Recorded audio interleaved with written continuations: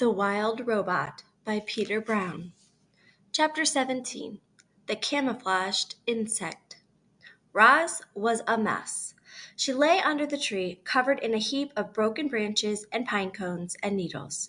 She still hadn't removed the sticky resin from her body. And then there were the bird droppings. She was about to get up and give herself a rigorous cleaning when she noticed a peculiar twig. The twig was moving.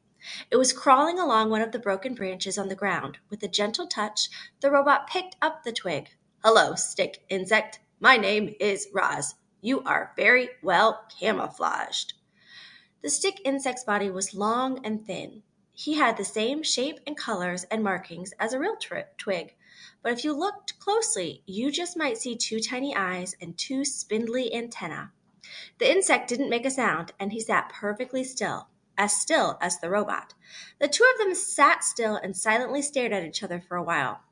"Thank you, stick insect," said Roz, as she placed him back where she'd found him. "You have taught me an important lesson. I can see how camouflage helps you survive. Perhaps it could help me survive as well." Chapter 18. The Camouflaged Robot. As you know, readers, Roz had always liked to keep herself as clean as possible, but her desire to stay alive was stronger than her desire to stay clean, and our robot decided it was time she got dirty. Roz was going to camouflage herself. She'd got the idea from the stick insect, but Roz quickly realized that camouflaging herself as a twig was out of the question. No, the robot would have to blend into the landscape itself. She began by smearing handfuls of thick mud over her entire body. Then she plucked ferns and grasses from the ground and sank their roots into her new muddy coating. She placed colorful flowers around her face to disguise her glowing eyes, and any bare patches were covered with tree leaves and strips of moss. Our robot now looked like a great tuft of plants walking through the forest. She waited for darkness, and then she padded to the center of a clearing, nestled herself between some rocks, and became part of the landscape. A few hours later, the sky was brightening, the fog was lifting, the nighttime animals were slinking home, and the daytime animals were beginning to stir. It was just an ordinary morning on the island. However, there was that new tuft of plants in that one forest clearing. Only the bees had noticed the tuft. They buzzed around it, completely unaware that the robot was hidden beneath. And so Roz sat there, right in the open, yet completely unseen, and observed the wilderness around her. She watched the flowers slowly turn towards the sun. She listened to the rodents crawl through the weeds. She smelled the moist, piney air. She felt worms wiggle against her muddy sides. A week later, the tufts of plants were gone, but there was a new clump of seaweed on the shore. A week after that, the clump of seaweed was gone, but there was a new bramble on the mountain. Then there was a new log on the riverbank. Then a new rock in the forest. Chapter 19. The Observations. Clouds scudded through the sky. Spiders spun intricate webs. Berries beckoned to hungry mouths. Foxes stalked hares. Mushrooms rose up from leaf litter. Turtles plopped into ponds.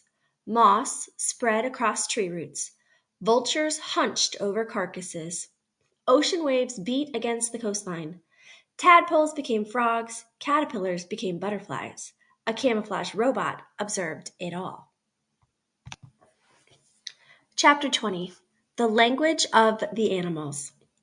It started with the birds. They had always been skittish when the robot was near. They would stare and screech and then scatter. But now that Roz was camouflaged, she could secretly observe their normal behavior right up close. Roz noticed chickadees fluttering through the same flowers and singing the same song every morning.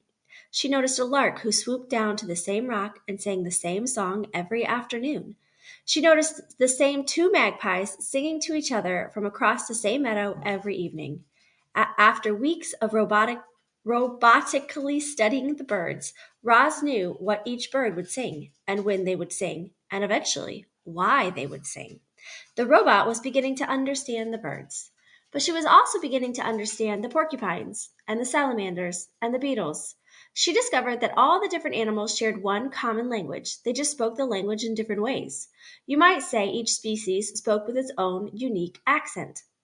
When Roz first listened to the chickadees, their song had sounded like twee, tweedle, twee, tweedle. But now, when the chickadees sang, Roz heard, "Oh, what a lovely day it is! Oh, what a lovely day it is!" Deer spoke mostly with their bodies. By simply turning their head, a doe could say to her family, "Let's look for clovers by the string."